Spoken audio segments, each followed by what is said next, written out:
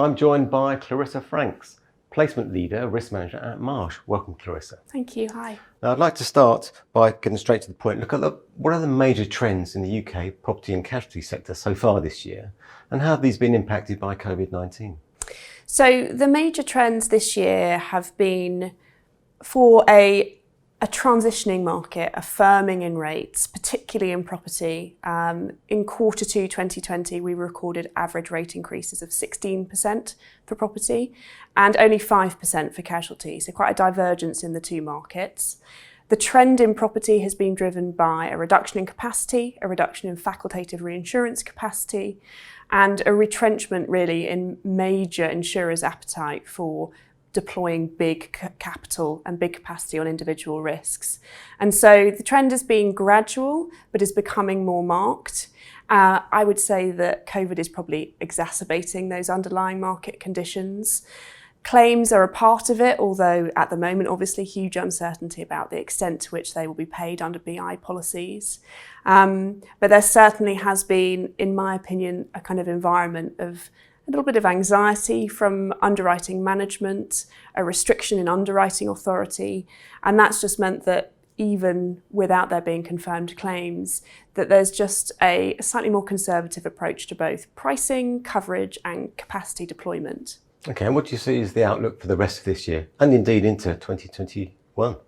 I think that the existing market conditions for both property and casualty will continue to deteriorate for the rest of this year, probably for the next 12 to 18 months. We'd expect hardened market cycles to be shorter than soft market cycles. I think there are some things on the horizon that will impact that. There's obviously the FCA case in the UK, and we're expecting the findings for that in the coming weeks. From a global perspective, other regulators are going through similar routes, and so the impact of claims for the property sector might be more severe. We've also got the Atlantic hurricane season, which is underway at the moment, which so far has been fairly benign, but has been predicted to be above average. And then we've got insurers looking ahead to their treaty renewals at 1st of January. And we know that 1st of July renewals for both property and casualty, there were some significant double-digit rate increases on treaty, in addition to coverage restrictions, particularly for communicable disease, pandemic-caused losses for both property and casualty. So the treaty market is also beginning to restrict. And so I'd expect that we will be in this situation, maybe potentially getting worse for the next 12 to 18 months.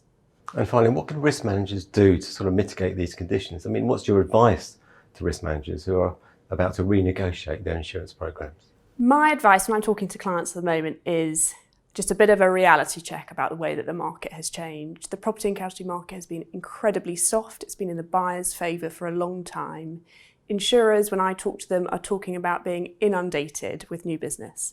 So the key thing is differentiating your risk, telling the story of risk management, taking insurers on that journey, why this risk is better than all of the others that they've got on their desk. It takes time to do that, so accelerating and bringing forward all of the data collection that's required, making sure that you've got the right data that makes a difference for insurers. And then the other one that is maybe up to the broker really to do is contingency planning about markets. Don't just rely on long-held strategic relationships. They're important, but insurers are also commercial, right? And they're pushing rate. And so you've got to come up with alternatives in order to create competition and manage cost. Okay, thank you. Thanks.